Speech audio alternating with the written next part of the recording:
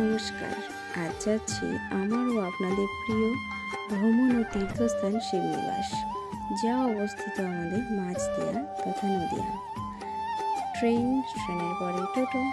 মায়ের মুখে শুনেছিলাম নৌকা করে নদী পার করলেই কিছুটা পায়ে হেঁটে বাবার তথা স্বয়ং মহাদেবের নিবাস, কিন্তু এখন অনেকটাই বদলে গেছে। আমি দেখি সেখানে বাঁশ বাঁধানো ব্রিজ, তাই সেখান থেকেই পার হতে হবে। আর যাওয়ার সময় দেখি নদী এখন প্রায় অনেকটাই টেনে নিয়েছে। এখন তো টানের সময়, এখন চৈত্র মাস। মা বলে এই সময় নদীতে জল শুকিয়ে যায়। সেখানে একটা মনোরম দৃশ্য দেখলাম, কি সুন্দর ঘাস জলের মধ্যে, আর সেখানে হাঁসেরা খেলা করছে। এই দেখতে দেখতেই নদী পার হয়ে গেলাম। নদী পার করেই দেখি মহাদেবের নিবাস, যেখানে স্বয়ং মহাদেব বিরাজমান। এই যে সেই শিবনিবাস, যেখানে যাওয়ার জন্য সেই সকাল থেকে তড়িঝড়ি। যাওয়া মাত্রই শুনি বাবার এখন স্নানের সময় হয়ে গেছে, তাড়াতাড়ি গিয়ে পুজো দিতে হবে। সেই দিদিটা ওখানে ছিলেন যিনি, উনি তাড়াহুড়ো করে আমাকে বললো, তুমি তাড়াতাড়ি যাও, তুমি গিয়ে আগে ধীরে সুস্থে পুজো দিয়ে আসো। তো আমি অমনি চলে গেলাম পুজো দেওয়ার জন্য। গিয়ে দেখি এদিকে বাবা স্নানের সময় হয়ে গেছে।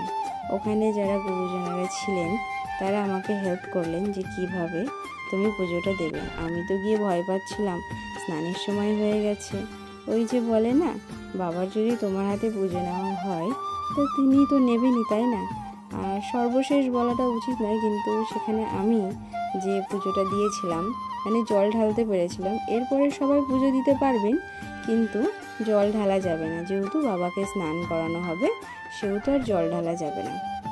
দিদিটা শুধু আমাকে পুজোর ডালাটাই দিয়েছিল, জলটা দেয়নি। দিদিও ভয় পাচ্ছিল যে হয়তো জল ঢালতে আমি পারবো না। তো বলতে হয় না যে ভগবান কৃপায় থাকলে সব হয়। তাই পুরোহিত মশাইকে আমি বললাম যে আপনি কি আমাকে একটু জল দেবেন। প্রথমে কিন্তু উনি দিতে চাইছিলেন না, তারপর ওনাকে বলাতে, একটু রিকোয়েস্ট করাতে উনি কিন্তু আমাকে জল দিলেন। আমি সেই জল দিয়েই কিন্তু বাবার পুজো সম্পন্ন করলাম। এরপর যারা পুজো দিতে আসবে শুধু ফুল, বেলপাতা, ফল দিয়ে বাবার পুজো সম্পন্ন করবে, তারা কিন্তু জল ঢালতে পারবে না। কারণ বাবার একবার স্নান হয়ে গেলে বাবাকে আর তারা জল ঢালতে দেন না। আমি একটা কথা বলি, যখন আমরা কোথাও যাব তো সেই জায়গাকার নিয়ম জেনে যাওয়াটাই ভালো। স্পেশালি যারা পুজো দিতে যাবেন, আমি বলবো সবসময় নিয়ম জেনে যাবেন। এখানে নিয়ম ছিল 8টা থেকে 12:30 মন্দির খোলা থাকে। এতক্ষণ ধরে আপনি জল ঢেলে সুন্দর করে পুজো দিতে পারবেন। কিন্তু 12:30 পরে যখন মন্দির বন্ধ হয়ে যাবে, তারপরে 3:30 নাগাদ পুনরায় মন্দির খোলা হয়। সেই সময় কিন্তু আপনি বাবাকে শুধু ফুল, বেলপাতা, ফল এসবই দিতে পারবেন, জল দিতে পারবেন না। তারপরে এইদিকে বাবার স্নান কিন্তু প্রায় হয়েই গেছে, দেখুন সবাই মিলে। আর এই যে হচ্ছে বাবার স্নানের জল। এই যে ভদ্রলোক এখানে দাঁড়িয়েছিলেন, উনি বললেন, যাও, এই সুযোগ পাবে না, গিয়ে একটু জলটা মাথায় নিয়ে নাও, মাথায় দেওয়া খুব ভালো। তো আমার সাথে যে ছিল তাকে একটু দিয়ে দিলাম। এদিকে বাবার স্নান কিন্তু প্রায় কমপ্লিট। বাবাকে সুন্দর করে গা মুছিয়ে দেওয়া হচ্ছে। হ্যাঁ, গা মোছানোর পরে বাবাকে কিন্তু ঘি মাখানো হয়। এখানে পুরোহিত মশাই ঘি মাখিয়ে দিচ্ছেন। আর এই যে বাবাকে সুন্দর করে সাজানো হচ্ছে ফুলের মালাগুলো দিয়ে। আমার একটা জিনিস ওখানে খুব ভালো লেগেছে, যেটা হচ্ছে যে ভক্তবৃন্দরা যে যত রকমের ফুল নিয়ে এসছে, সেই সব ফুলের মালাগুলো দিয়ে, সেই সব ফুলগুলো কিন্তু বাবাকে চড়ানো হয় পুনরায়। সেই মালাগুলো দিয়ে যে এত সুন্দর করে সাজিয়েছে বাবাকে, সেগুলো মানে বলার মতন না, আপনারাই দেখুন।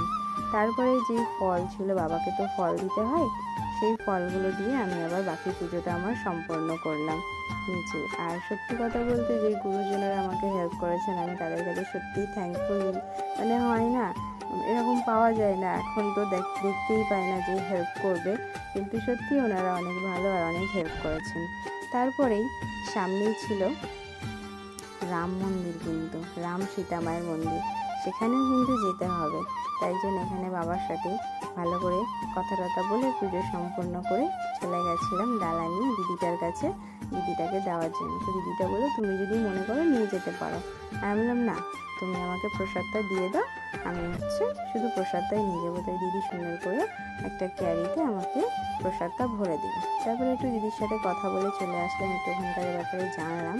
তারপরে এই হচ্ছে রাম সীতার মন্দির, যেখানে হচ্ছে রাম সীতার সাথে আরও 33 কোটি দেবতা স্থাপিত করা আছে। তাই আমি শুনলাম, সেটুকুনি তোমাদের সাথে শেয়ার করলাম।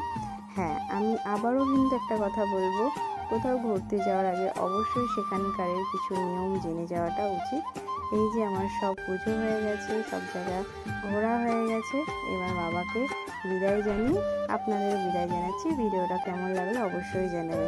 চলো, টাটা।